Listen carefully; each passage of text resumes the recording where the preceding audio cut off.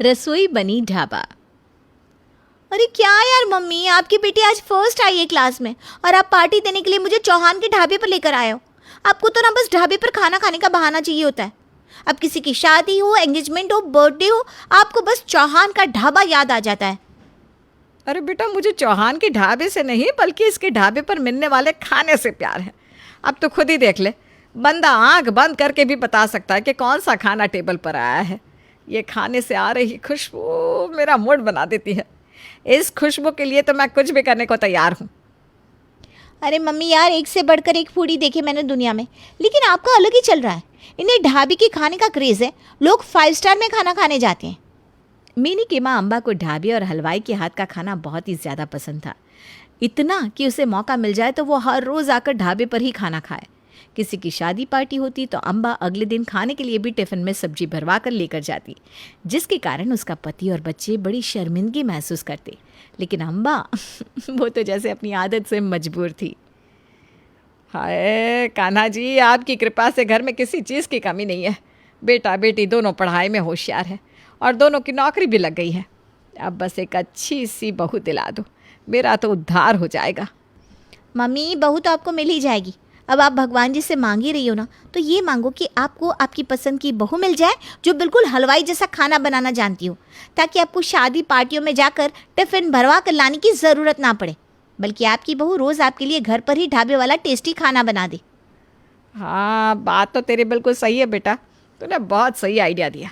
अब मेरे बाद तो यह घर अनंत की बीवी को ही संभालना है, और बहू चुनते समय ही अगर सावधानी बरती जाए तो मेरा आने वाला जीवन बड़ा सुख से बीत सकता है। तो बिल्कुल ठीक कहती है। मैं अभी पंडित जी को फ़ोन करके बोलती हूँ कि उन्हीं लड़कियों का रिश्ता लेकर आए जिनके पिता हलवाई या ढाबे वाले हो। मेरी शादी हो रही है या मजाक चल रहा है? अब मेरी अनपढ़ हलवाई से शादी करोगे आप? अरे खाना खाना है तो आप बाहर जाकर ढाबे पर खा लो, मेरी ज़िंदगी क्यों ख़राब कर रहे हो? अरे बेटा, ऐसा किसने कहा कि हलवाई की बेटी अनपढ़ होगी?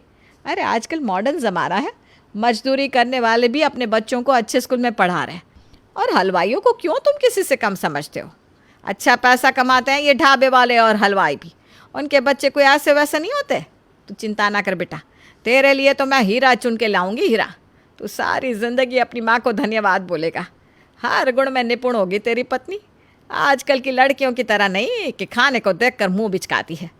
अब तेरी बीवी खुश होकर तरह तरह के पकवान बनाकर खिलाएगी तुझे, तब देखना कैसे माँ को याद करेगा। माँ, ये तुम्हारे मुंगेरी लाल के सपने ना मुझे नहीं लगता कभी सच होने वाले हैं। खैर, आप अपनी तरफ से कोशिश कर लो, मुझे कोई परेशानी नहीं है। अम्बा ने जल्दी ही अपने बेटे आनंद के लिए लड़की ढूंढने की कोशिश तेज कर दी। कुछ दिनों के बाद पंडित जी एक लड़की नताशा का रिश्ता लेकर उनके घर आते हैं। देखिए बहन जी, ऐसा रिश्ता लेकर आया हूँ ना कि आप और आपका बेटा दोनों ही प्रसन्न हो जाएंगे। अरे पंडित जी, तो देर किस बात की, जल्दी से खोलिए अपना पिटारा और दिखाइए लड़की की तस्वीर। जी हाँ बहन जी, ये देखिए ये लड़की है।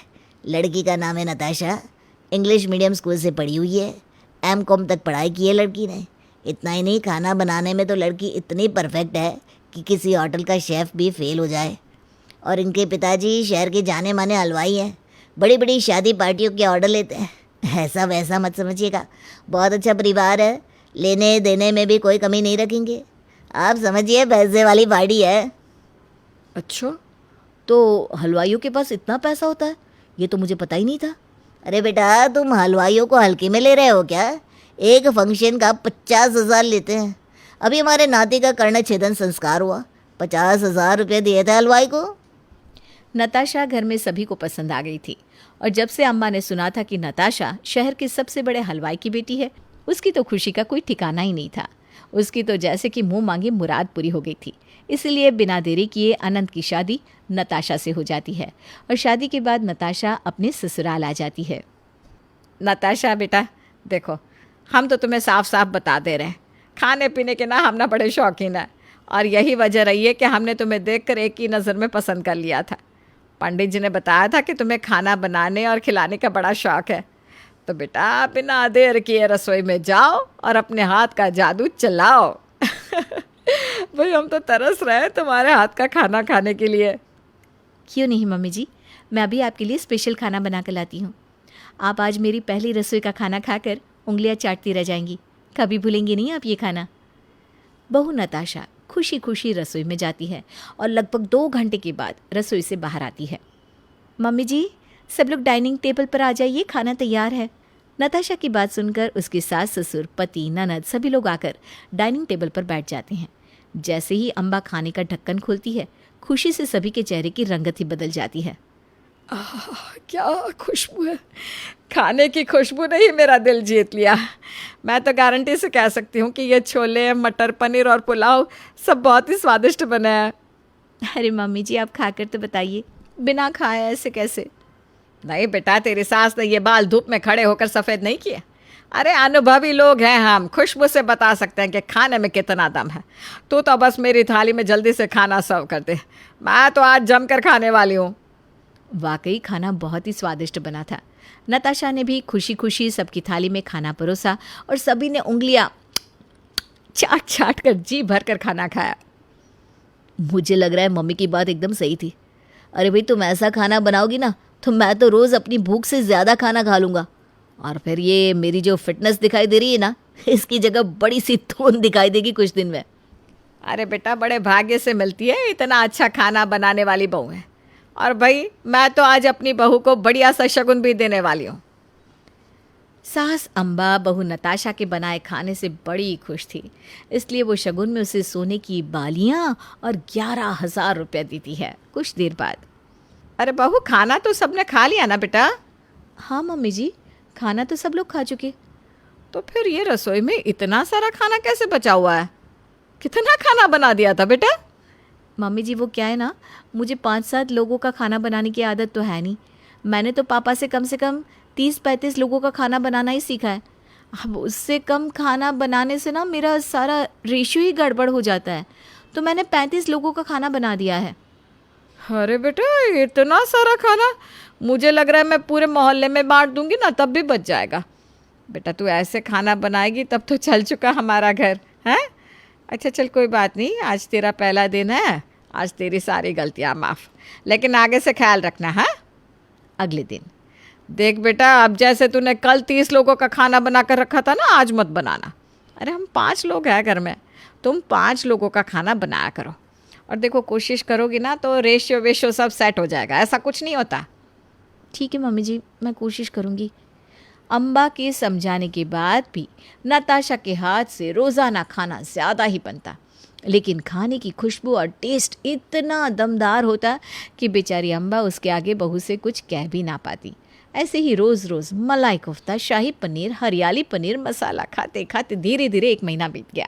1 महीने के बाद, अनंत बेटा, आज मेरे पेट में बहुत दर्द हो रहा है, मुझे तू डॉक्टर के पास ले चल। हाय हाय, अरे कई दिन से ना हल्का हल्का दर्द था, मुझे लगा बदहज़मी होगी, नींबू पानी पीने से ठीक हो जाएगा, लेकिन बेटा ये तो बढ़ता ही जा रहा है। अरे मम्मी, आपको दर्द था तो पहले बताना चाहिए था। चलिए आपको डॉक्टर को दिखा लाते हैं।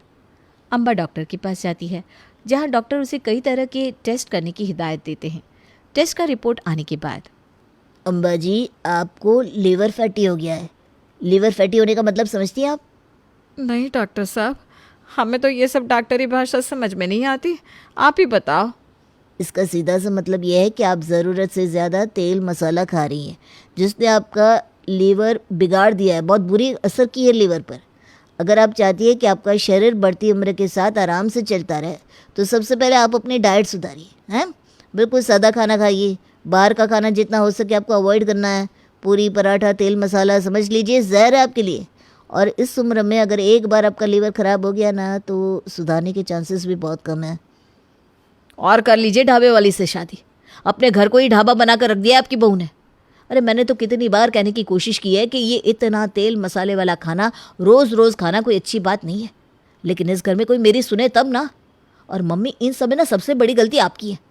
आपको कुछ होश भी है कि घर में क्या चल रहा है? रोज़ बड़े बड़े भगोने भर के सब्जी वेस्ट हो रही, क्योंकि आपकी बहू को तो 5 लोगों का खाना बनाना आता नहीं। उसको 5 लोगों का कहो तो वो 15 लोगों का खाना बना कर रख देती है। जितना आप लोगों से खाया जाता है आप खाते हो, और बाकी सारा बाहर जानवरों के आगे डाल देती हो। चाहे कोई भी सब्जी हो, सब्जी के अंदर तेल तो ऐसे तैर रहा होता है कि उसमें डूब कर आदमी स्नान कर ले। और इतने मसाले कि नुक्कड़ तक उनकी खुशबू महसूस होती है। इसमें ना कोई बहुत तारीफ वाली बात नहीं है मम्मी कि आपकी बहू के हाथ के बने खाने से खुशबू 2 किलोमीटर दूर तक महसूस होती है। आप ये सोचिए ना कि उसने इतना मसाला डाला है तभी तो इतनी खुशबू आ रही है। इतना ही नहीं, 1 महीने के अंदर 20 लीटर तेल इस्तेमाल किया है नताशा बहू ने। 25,000 का राशन इस्तेमाल हो चुका है। और मसाले तो बहू ऐसे चट कर जाती है जैसे छोटे बच्चे चॉकलेट। आज तो सिर्फ तुम्हारा लीवर खराब हुआ है, वो दिन दूर नहीं जब हम सब हॉस्पिटल के अंदर ही नजर आएंगे। और फिर तुम्हें खाने को कुछ नहीं मिलेगा, सिर्फ उबला हुआ खाना मिलेगा। खाने की खुशबू सूंघकर बहुत आहा आहा करती हो ना, फिर खुशबू सूंघकर ही काम चलाना पड़ेगा। मुझसे गलती हो गई बेटा, माफ़ कर दो। मुझे नहीं पता था मेरी इस जुबान के चस्के की कीमत मुझे इस तरह से चुकानी पड़ेगी। कहाँ है बहू, बुलाओ उसे। मैं कह देती हूँ कि आज के बाद ये हलवाई वाला खाना अब और नहीं बनाना।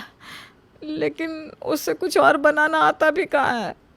नहीं नहीं मम्मी जी, आपसे किसने कहा कि मुझे इस हलवाई वाले खाने के अलावा कुछ और बनाना नहीं आता। मुझे सब कुछ बनाना आता है। और हम अपने घर में रोज़ तला भुना खाना थोड़ी ना खाते हैं। अरे भाई, हलवाई भी अपने घर में तो सिंपल खाना ही खाते हैं। वो तो आपने ही शादी के पहले दिन ज़ोर देकर कहा ना कि आपको हलवाइयों वाला स्पेशल खाना खाने का बहुत शौक़ है और मैं वैसा ही खाना बनाकर आपको खिलाया करूं। इसीलिए मैं ऐसा खाना आपके लिए बना रही थी। तो ये सब जो तुम बनाती थी तुम नहीं खाते थे क्या? ऐसा खाना रोज़ रोज़ कौन खाता है? मुझे बीमार होने का शौक़ थोड़ी ना है। मैं तो अपने लिए बिना तेल मसाले वाला सादा खाना बनाती थी। ये सब तो मैं आपके लिए बनाया करती थी। बहू की बात सुनकर अब तो घर में सभी लोग अपना सर पीट लेते हैं। ठीक है बेटा, बहुत बना लिया रसोई को ढाबा। अब तुम इसे फिर से रसोई बना दो और मेहरबानी करके अब सादा खाना बनाना, ताकि मेरी तरह किसी और को अस्पताल के दर्शन ना करने पड़े बेटा।